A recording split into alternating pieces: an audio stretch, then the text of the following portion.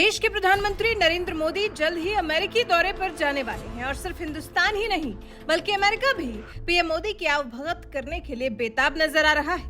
ऐसा जैसा शायद ही पहले अपने किसी मेहमान के लिए नजर आया हो। पीएम मोदी की 21 जून से यात्रा शुरू होगी और फिर 24 जून तक चलेगी। इस दौरान पीएम मोदी के एक एक दिन के कार्यक्रम निर्धारित हैं और अमेरिका बेसब्री से इंतजार कर रहा है इस खास पल का।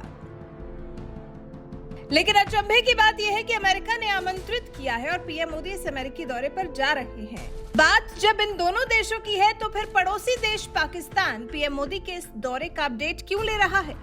जी, इस वक्त संकटग्रस्त पाकिस्तान पीएम मोदी के इस दौरे की एक एक डिटेल ले रहा है। पाकिस्तान में भी पीएम मोदी के इस दौरे की सुगबुगाहट आसानी से देखी जा सकती है। अमेरिका स्थित पाकिस्तानी मूल के बिजनेसमैन साजिद तरार ने एक इंटरव्यू में पीएम मोदी के दौरे को लेकर कई बातें की हैं। पाकिस्तानी विशेषज्ञ ने पीएम मोदी के दौरे को भारत का प्रभाव बताया है। वहीं इस मौके पर उन्होंने पाकिस्तान को भी एक सलाह दी है।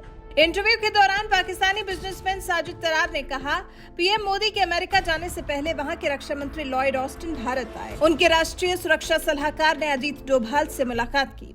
उनकी माने तो अमेरिका दौरे पर भारत के साथ राष्ट्रपति जो बाइडेन और उनका प्रशासन कई बड़ी डील साइन करने वाला है। वॉशिंगटन डीसी में तैयारियां चल रही हैं। साथ ही 7,000 भारतीयों को व्हाइट हाउस में इनवाइट किया जाएगा।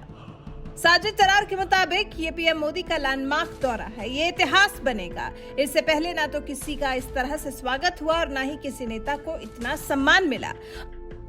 और पीएम मोदी का इस तरह से स्वागत होना अपने आप में बहुत बड़ी बात है। इससे पहले ये भीड़ तब जुटी थी जब पोप फ्रांसिस व्हाइट हाउस आए थे। इसके बाद व्हाइट हाउस के सामने स्थित पार्क में भारतीयों की तरफ से सांस्कृतिक कार्यक्रम का आयोजन होगा जब तक पीएम मोदी व्हाइट हाउस में रहेंगे। साजिद तरार के मुताबिक वो 4 वजह गिनवा सकते हैं जिस वजह से भारत को अमेरिका इतनी तवज्जो दे रहा है। भारत को क्यों इतनी तवज्जो दे रहा अमेरिका?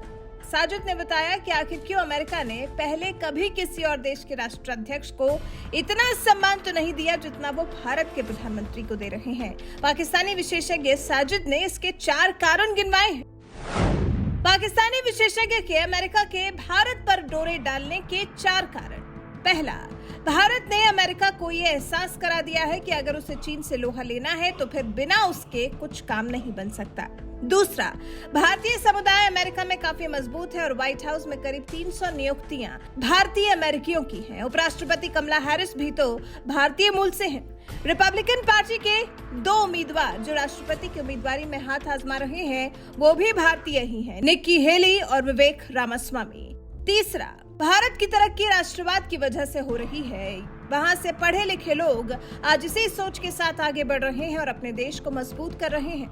चौथा, अमेरिका में भारतीयों के अलावा यूके के पीएम ऋषि सुनक उदाहरण है। फिजी और ऑस्ट्रेलिया में भी भारतीयों का दबदबा है।